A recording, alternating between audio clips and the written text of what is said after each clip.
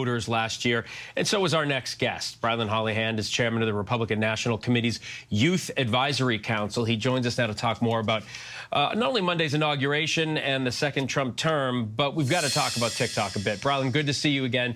Thanks for taking time on a Saturday to spend some time with us. Let's begin with TikTok. The president-elect has sort of softened on the issue. He's actually the one who first floated the idea of banning TikTok during his first term.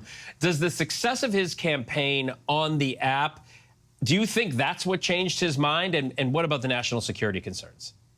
Yeah, I think it's really simple. I met with the president 4 times over the course of the campaign, Phil, and he was very clear that he wanted to join TikTok. He thought it would be a cool asset to win over Gen Z voters as a tool to attack Kamala's campaign, to call out her lies, and we did that. We joined the platform. It was the fastest growing account in TikTok history. Trump was viral, and now he's realizing that this is something that we actually could have a big win for America with an American company buying it. So I agree with him. I think a 90-day ban would be great.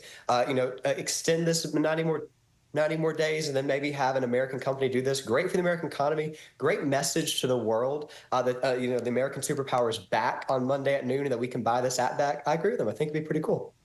Well, I know you're not in his cabinet, but you said you met with him 4 times. I see what you're saying about the delay and selling the company. If the company isn't sold to an American company, those national security concerns still stand for you?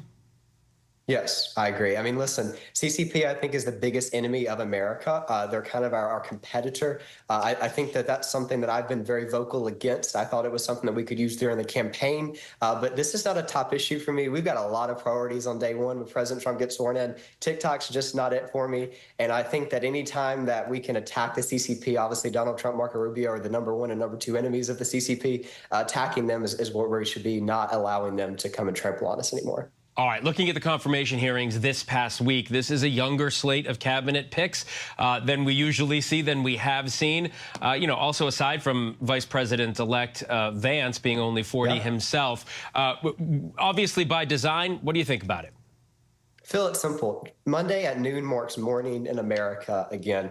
President Trump won this election, the greatest comeback in political history, as it's been dubbed, because of young Americans. First-time voters like myself got out in droves for President Trump. I visited 10 college campuses in the last month before Election Day, and all 10, not really conservative-friendly campuses, all said very clearly that they were going to support President Trump. Some of them were the first in their family to support President Trump. Trump is now giving back to young Americans. He's listening to young Americans. He's given a seat at the table for young Americans. The average age for his cabinet is 54 years old. That's the youngest cabinet since H.W. Bush. I was born in 2006.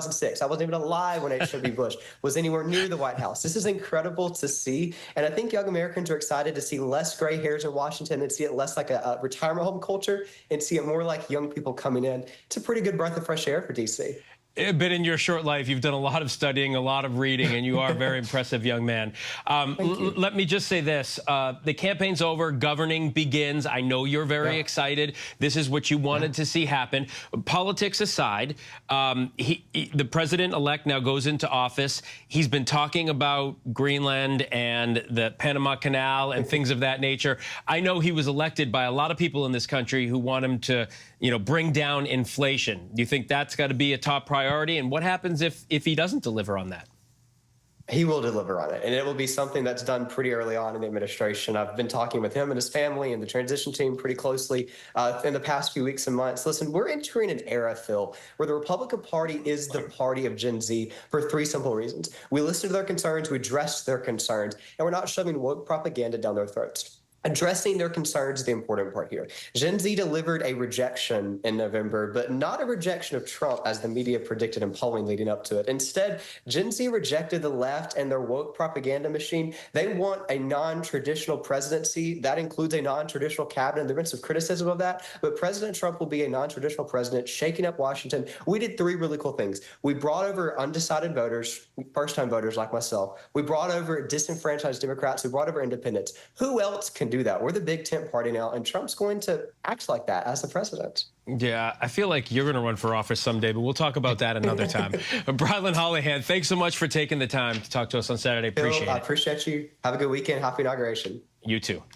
And don't forget, you can watch coverage of President-elect Trump's second inauguration on Monday right here on ABC News.